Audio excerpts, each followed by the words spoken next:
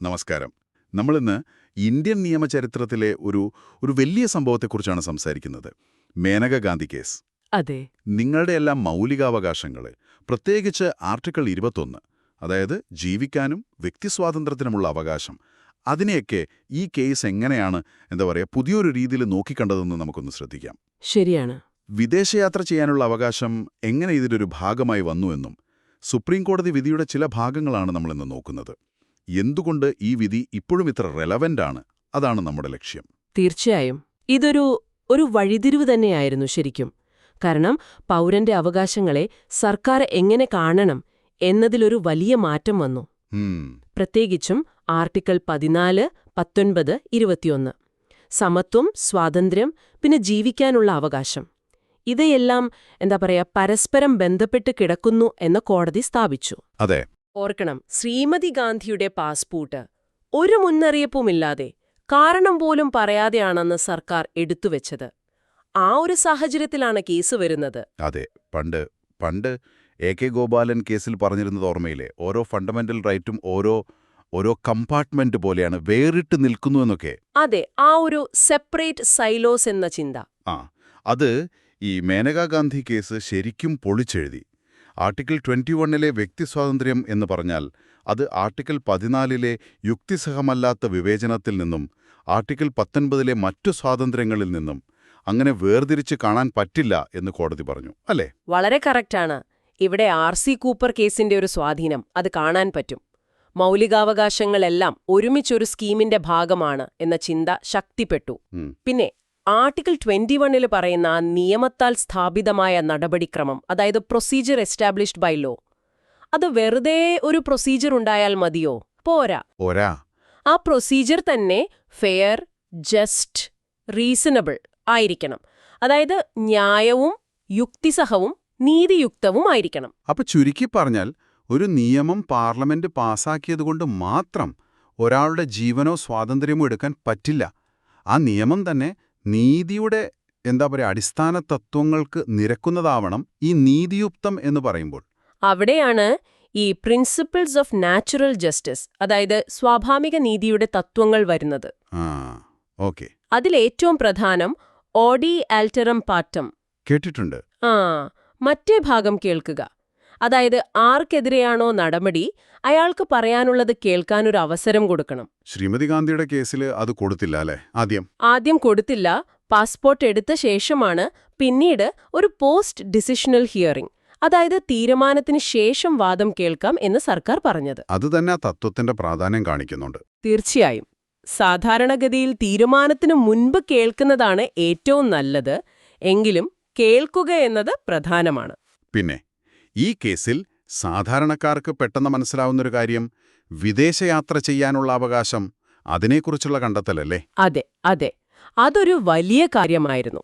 വിദേശയാത്ര ചെയ്യാനുള്ള അവകാശം ആർട്ടിക്കിൾ 21 ഉറപ്പു നൽകുന്ന പേഴ്സണൽ ലിബർട്ടി അഥവാ വ്യക്തിസ്വാതന്ത്ര്യത്തിന്റെ ഭാഗമാണ് എന്ന് കോടതി സംശയമില്ലാതെ പറഞ്ഞു. അതിന്റെ അർത്ഥം നേരത്തെ പറഞ്ഞ പോലെ ന്യായവും യുക്തിസഹവും നീതിയുക്തവുമായ ഒരു നിയമപരമായ നടപടിക്രമത്തിലൂടെ അല്ലാതെ ഒരാളുടെ യാത്ര ചെയ്യാനുള്ള അവകാശം തടയാൻ പറ്റില്ല. പാസ്പോർട്ട് പിടിച്ചുവെക്കുന്നതും അതിൽപ്പെടും. പക്ഷേ ഒരു സംശയം. പാസ്പോർട്ട് നിയമത്തിൽ പൊതു താൽപര്യാർത്ഥം പാസ്പോർട്ട് തടയാമെന്ന് പറയുന്നുണ്ടല്ലോ. Section 10(3)(c). അതിനെ കോടതി എങ്ങനെയാണ് അഡ്രസ് ചെയ്തത്? നരന്ന പോയിന്റാണ്. കോടതി ആ വ്യവസ്ഥയെ ഭരണഘടനാ വിരുദ്ധമാണെന്ന് പറഞ്ഞില്ല. കാരണം ആർട്ടിക്കിൾ 19(5) നോക്കിയാൽ ചില നിയന്ത്രണങ്ങൾ പൊതു താൽപര്യാർത്ഥമാവാം. പക്ഷെ കോടതി ഒരു കാര്യം അടിവരയിട്ട് പറഞ്ഞു. ഈ പൊതു താൽപര്യം എന്നൊരു വാക്ക് പറഞ്ഞ് തോന്നിയ പോലെ പാസ്പോർട്ട് പിടിക്കാൻ പറ്റില്ല. അങ്ങനെ ചെയ്യണമെങ്കിൽ വ്യക്തമായ കാരണങ്ങൾ വേണം. എന്താണ് ആ പൊതു താൽപര്യം എന്ന് പറയണം. അത് രേഖപ്പെടുത്തണം. കാരണം അറിയിക്കേണ്ടതില്ല എന്നും നിയമത്തിൽ പറയുന്നുണ്ടല്ലോ. അതും പൊതു താൽപര്യത്തിന്റെ പേരിൽ. അതെ, സെക്ഷൻ 10(5)-ൽ അങ്ങനെ പറയാം. പക്ഷെ കോടതിയുടെ കാഴ്ചപ്പാടിൽ അത് വളരെ എക്സ്ട്രോർഡിനറി സാഹചര്യങ്ങളിൽ മാത്രം ഉപയോഗിക്കാനുള്ള ഒന്നാണ്. കാരണം പറയാതിരിക്കുന്നത് ഒരു നല്ല ഭരണരീതിയല്ല, റൂൾ ഓഫ് ലോയ്ക്ക് എതിരാണ്. അപ്പോ ഒരു നിയമമുണ്ടാക്കുന്നതിന്റെ ലക്ഷ്യം മാത്രം നോക്കിയാൽ പോരാ. ആ നിയമം നടപ്പാക്കുമ്പോൾ ഒരാളുടെ മൗലികാവകാശത്തിൽ എന്ത് ഇമ്പാക്റ്റാണ് ഉണ്ടാവുന്നത്, അതിന്റെ നേരിട്ടുള്ള പ്രത്യാഘാതം അതും നോക്കണമെന്നതിലേക്കും ഈ വിധി വിരൽ ചൂണ്ടുന്നുണ്ട്, ആ direct and inevitable effect test. അതെ, കൃത്യമായി പറഞ്ഞു. ഗോപാലൻ കേസിൽ നിന്ന് വ്യത്യസ്തമായി ഒരു നിയമം മൗലികാവകാശത്തെ ലംഘിക്കുന്നുണ്ടോ എന്ന് നോക്കാൻ അതിന്റെ ലക്ഷ്യം മാത്രം പോരാ, അതിന്റെ നേരിട്ടുള്ളതും ഒഴിവാക്കാനാവാത്തതുമായ ഫലം അതും കൂടെ നോക്കണം. ഇത് മൗലികാവകാശങ്ങളുടെ സംരക്ഷണം അതിനൊരുപാട് വ്യാപ്തി കൂട്ടി. ശരിയാണ്. അപ്പോൾ ഇതൊക്കെ കേൾക്കുമ്പോൾ ഇത് വെറും നിയമപരമായ കാര്യങ്ങൾ മാത്രമല്ല, ഒരു വ്യക്തിയുടെ അന്തസ്സ്, ലോകം കാണാനും അറിയാനും വളരാനുമുള്ള അവസരം, ഇതൊക്കെയായിട്ട് ഈ വിധിയെ ബന്ധിപ്പിക്കാം, അല്ലേ? തീർച്ചയായും. വെറുതെ ജീവിച്ചിരിക്കുക എന്നതിനപ്പുറം മനുഷ്യന്റെ അന്തസ്സോടെ ജീവിക്കുക എന്നതാണ് പ്രധാനം. ലോകവുമായി ഇടപഴകാനും പുതിയ കാര്യങ്ങൾ പഠിക്കാനും കാഴ്ചപ്പാടുകൾ വികസിപ്പിക്കാനും ഒക്കെയുള്ള അവസരങ്ങൾ, അതെല്ലാം വ്യക്തിസ്വാതന്ത്ര്യത്തിന്റെ ഭാഗമാണ്. യാത്ര ചെയ്യാനുള്ള അവകാശം ഇതിൽ വളരെ പ്രധാനപ്പെട്ടതാണ്. ഈ കേസ് ശരിക്കും നമ്മുടെ ഭരണഘടനയിലെ അവകാശങ്ങളെ അന്താരാഷ്ട്ര തലത്തിലുള്ള മനുഷ്യാവകാശങ്ങളുമായി ചേർത്ത് വായിക്കാൻ സഹായിച്ചു. അപ്പോൾ ഈ ചർച്ചയുടെ ഒരു കാതലെന്ന് പറയാവുന്നത് എന്താണ്? കാതൽ ഇതാണ്. ഒന്ന്, നിങ്ങളുടെ മൗലിക അവകാശങ്ങൾ, അതായത് ഫണ്ടമെന്റൽ റൈറ്റ്സ്, അതൊന്നും ഒറ്റയ്ക്ക് നിൽക്കുന്നവയല്ല, അവ പരസ്പരം ബന്ധപ്പെട്ടിരിക്കുന്നു, ഒരു ചങ്ങല പോലെ. ശരി. 2, ആർട്ടിക്കിൾ 21 ഉറപ്പുതരുന്ന ജീവനും വ്യക്തിസ്വാതന്ത്ര്യവും സംരക്ഷിക്കപ്പെടണമെങ്കിൽ അതിനെ പരിമിതപ്പെടുത്തുന്ന ഏത് നടപടിക്രമവും ആർട്ടിക്കിൾ 14 അനുസരിച്ച് നീതിയുക്തവും ആർട്ടിക്കിൾ 19 അനുസരിച്ച് യുക്തിസഹവുമായിരിക്കണം. വെറുതെ ഒരു പ്രൊസീജർ ഉണ്ടായാൽ പോരാ. ഓക്കെ. 3, യാത്ര ചെയ്യാനുള്ള അവകാശം നിങ്ങളുടെ വ്യക്തിസ്വാതന്ത്ര്യത്തിന്റെ ഒരു പ്രധാന ഭാഗമാണ്. എല്ലാം വളരെ വ്യക്തമായി. അപ്പോൾ കേൾക്കുന്ന നിങ്ങൾക്കായി ഒരു ചിന്ത പങ്കുവച്ചുകൊണ്ട് നമുക്ക് നിർത്താം, അല്ലേ? തീർച്ചയായും. ഈ കേസ് നമ്മളെ ഓർമ്മിപ്പിക്കുന്ന ഒരു പ്രധാന കാര്യം, ഭരണകൂടത്തിന് ചില അധികാരങ്ങളുണ്ട്.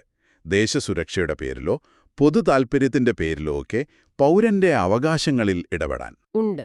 എന്നാൽ പൗരനും മൗലികാവകാശങ്ങളുമുണ്ട്.